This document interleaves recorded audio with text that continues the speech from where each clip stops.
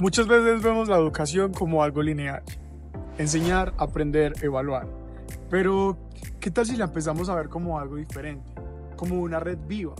¿Qué tal si la empezamos a ver como algo que tiene emociones, tensiones, como algo que es complejo? El pensamiento complejo nos invita a dejar atrás las respuestas fáciles y en lugar de esto ver la realidad como algo tejido, complejo, interconectado y contradictorio. En la educación, eso significa que enseñar no se trata solamente de contenidos, sino también de personas, contextos, realidades, historias, vínculos. En este video queremos proponerte eso, empezar a mirar la educación como un sistema complejo, porque solo de esta forma podremos empezar a acercarnos hacia una educación mucho más humana, más real y mucho más ética, tanto en el aprendizaje como en la enseñanza. Durante mucho tiempo nos enseñaron que para entender algo hay que aislarlo, dividirlo o simplemente reducirlo. Pero ¿qué pasa si justamente eso es lo que nos impide comprender lo que está vivo, lo que se entrelaza o relaciona entre sí? La realidad es multidimensional, dinámica y contradictoria.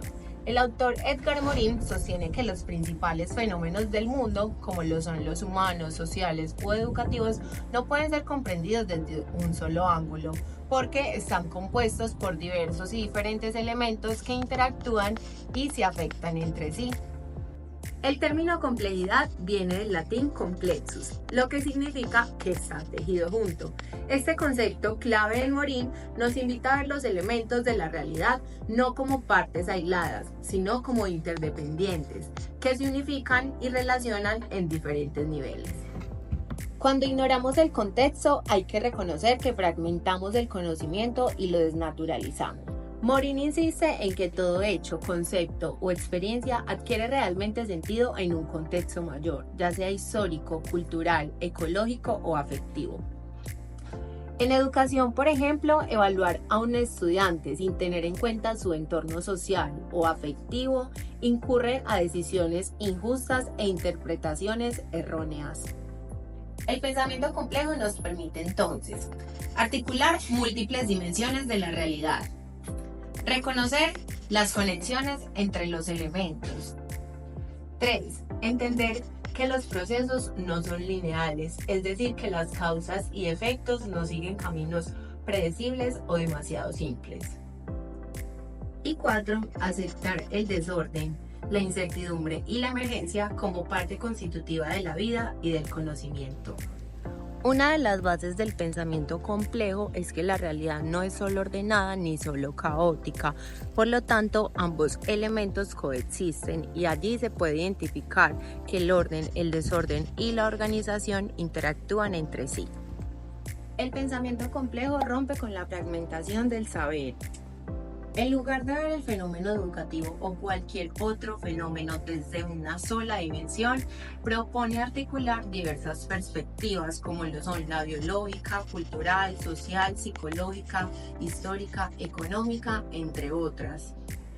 Esto permite comprender la totalidad del fenómeno sin reducirlo a una única causa o a un solo enfoque. Por eso Morin criticó la tradición cartesiana, porque al dividir el conocimiento en partes aisladas pierde de vista la complejidad del mundo real. En cambio, el pensamiento complejo permite una comprensión del conocimiento mucho más rica, crítica y humanizante. ¿Te has dado cuenta de que siempre que hablamos de educación nos quedamos con lo más visible? Una clase, un profe, un compañero o un estudiante, o inclusive una nota. Pero ¿qué pasa si empezamos a ver la educación como algo más complejo? Como algo cambiante, como una red viva. Lo que plantea Juan Virgilio López es que la educación no es simplemente algo aislado, no es una sola actividad técnica, es un sistema. Y no cualquier sistema, un sistema complejo. Pero ¿y esto qué significa? Significa que dentro de la educación conviven diferentes subsistemas conectados entre sí, como por ejemplo el pedagógico, el didáctico y el curricular, pero también el ético, o el afectivo, o el cultural. Todos y cada uno de estos subsistemas con sus tensiones y sus funciones, donde todos conviven, se influyen y se transforman mutuamente. Es como si la educación fuera una especie de red. Tocas un nodo y vibra todo el tejido. Y esta vibración viene desde la familia, o desde el barrio, o desde el aula, o desde una política educativa. En este enfoque, la escuela debe de ser un simple transmisor de conocimientos y se transforma en una institución social con un papel fundamental. Transformar seres humanos que piensan, que sienten, que deciden, que se relacionan. Y esto, claro que tiene sus consecuencias, porque ya simplemente no estamos hablando de enseñar matemáticas o de enseñar historia, estamos hablando de formar personas que sepan vivir en comunidad, que tengan pensamiento crítico, que sean sensibles y que sepan su lugar en el mundo. López lo dice claro, la educación no puede ser solamente instrucción, también lo tiene que ser la formación, porque obvio, es importante enseñar a pensar, pero también lo debes enseñar a cuidar, a sentir, a convivir, porque no solamente somos mente, también somos cuerpo, somos emoción, somos deseo, somos historia. Y eso no se educa por partes. No podemos separar el contenido del contexto, ni la razón del afecto. Si queremos empezar a educar de verdad, entonces tenemos que empezar a ver a la persona como alguien único, como una persona compleja y cambiante. Pero entonces, si aceptamos que la educación es un sistema complejo, ¿cómo debería cambiar nuestra forma de enseñar? ¿Cómo sería una pedagogía que no fragmente, que no simplifique, que abrace la complejidad en vez de evitarla? Desde mi práctica como docente en el aula, desde el pensamiento complejo, me he permitido acercarme un poco más a mis estudiantes desde lo que hacen cada día en el aula. Solo el pensar una educación que no está en 4 paredes, ubicada en un solo sitio, sino involucrando la naturaleza y un espacio abierto, nos invita a soñar de una forma diferente la educación. Desde esta mirada, la educación ya no está solo para repetir lo escrito y lo creado. La educación debe cambiar. Se trata de abrir aprendizajes a experiencias nuevas, donde abramos caminos que sean significativos para nuestros estudiantes. Una pedagogía compleja me invita a romper con esta lógica mecánica de seguir un paso a paso y orden de las cosas, no más. Me permite enseñar desde una imagen, un recorrido, un conflicto real, una visita, nuestra clase. Una imagen puede darnos muchísimas cosas para poder generar conflictos en nuestros estudiantes que generen procesos de pensamiento y aprendizaje significativo. Es ahí cuando mi rol de docente cambia por completo. Ya no soy yo quien trae todo el aula, soy quien camina junto a mi estudiante para poder crear aprendizajes con los sentidos abiertos a todo lo que pueda surgir en el camino. Allí se dará el verdadero aprendizaje significativo desde un pensamiento complejo que genere un aprendizaje con mi estudiante y no lejano de él. Ahora me gustaría imaginar que la escuela no es solo un lugar con horarios, paredes, reglas, sino un organismo vive, que siente, que es dinámico y que cambia todo el tiempo.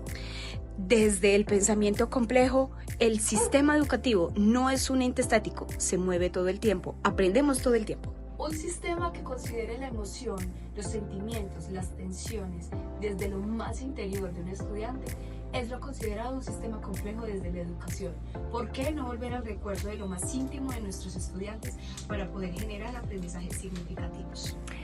Hay momentos fuera del currículo formal que también nos enseña y debemos tener en cuenta.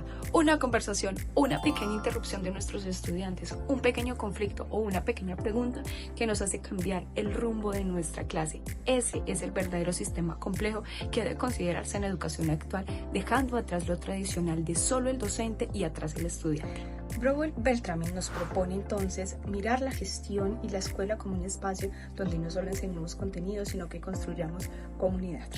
Formar personas sensibles, críticas, éticas y que sepan escuchar, que sepan respetar y que se construyan en comunidad es nuestro trabajo. Esto cambia la forma de ver mi gestión educativa.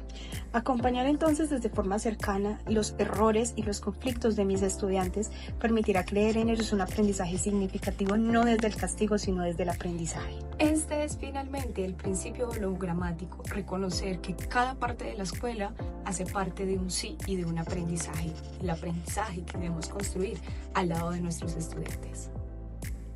Quizás educar no sea tanto tener el control, sino saber navegar la incertidumbre con otros sujetos.